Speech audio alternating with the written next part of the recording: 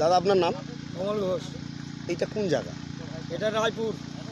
কোন অঞ্চলে পড়ে এটা? এটা রায়পুর ঘুমরা মৌজা, বড়ুয়া অঞ্চল। এই আপনাদের এলাকায় কি সমস্যা রয়েছে? আমাদের সমস্যা একটাই যে 2 বছর আড়াই বছর রাস্তা করছে, এখন যাওয়া যায় না। কেন? যাওয়া যায় না, মোটর সাইকেল যেতে পাথর এসে গায়ে লাগে, রাস্তা নাই, জায়গায় জায়গায় দুর্ঘটনা ঘটে।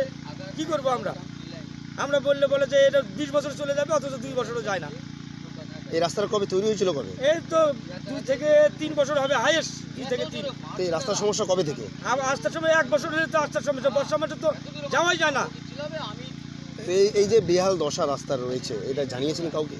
কাকে জানাবো আমরা কাকে জানাবো? আমরা তো কিশোরের কথা কে শোনে? এই রাস্তাটা কোথা থেকে কোথায় পর্যন্ত গেছে? এটা চলে গেছে রায়গঞ্জ থেকে বাঙালবাড়ি অবধি। এই রাস্তায় মোটামুটি তো সবসময় লোক যাতায়াত করে। সবসময় মানে দিনে নাহলে 10,000 লোক যাওয়া আসি করে, 10,000 দিনে। তো মূলত এখন কি সমস্যা হচ্ছে বর্তমানে? এখন সমস্যা হয়েছে, দেখেন গাড়ি হয়ে যায়, ওই আপনার দিকে দেখেন গাড়ি এক সাইড গাড়ি চার এক সাইডে বন্ধ, রাস্তা জায়গায় জায়গায় নাই, উঠে গেছে পাথরে। এত কি চাইছেন? ঠিক করে লাগবি। আমরা বলতেছি রাস্তা যত যানবাহন ভালো হবে তত আমাদের সুবিধে।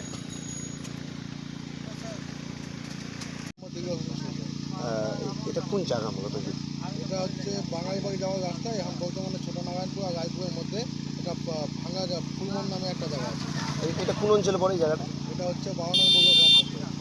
এই যে যাতায়াত করছেন কি সমস্যা রয়েছে আপনার? রাস্তা প্রচণ্ড খারাপ।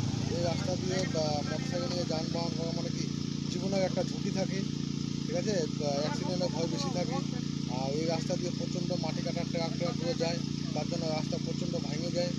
আর এই রাস্তা নিয়ে আমরা অনেকবার আন্দোলন করছি, এর আগেবার আন্দোলন করছিলাম, মোটামুটি রিপেয়ারিংয়ের কাজ হয়েছিল।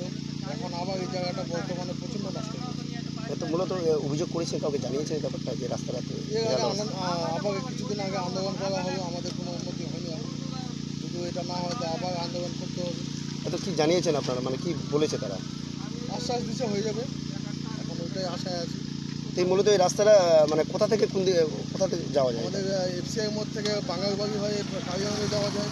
এটা মেন রাস্তা, প্রচুর সকালবেলা যত ব্যবহার মিস্ত্রি প্রচুর লোকজন যানবাহন করে এই রাস্তা।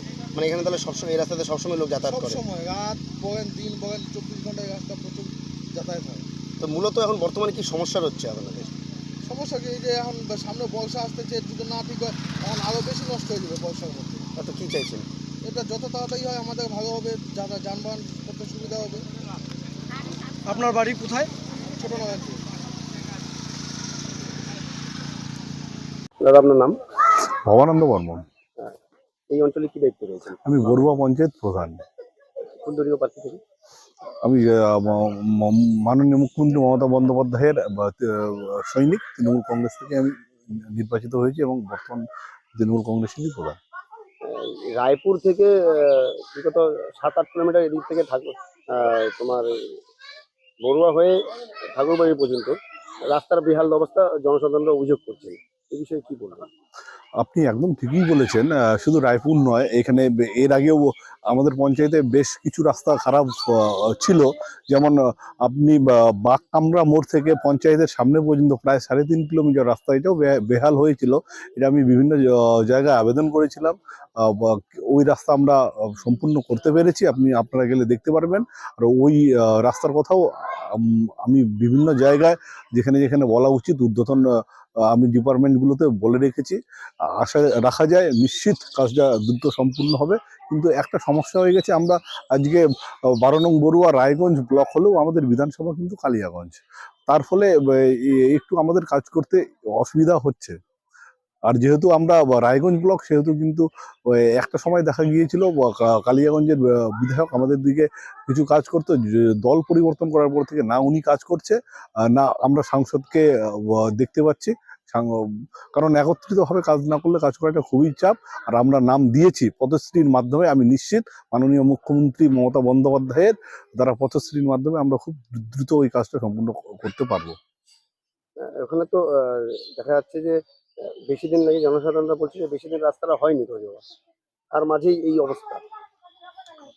বেশি দিন তৈরি হওয়ার হয়নি বলতে, ওই রাস্তাটা তো অনেক বছর আগে তৈরি, অনেক বছর ধরে হয়নি। রাস্তাটা এমনি পরিত্যক্ত অবস্থায় রয়েছে।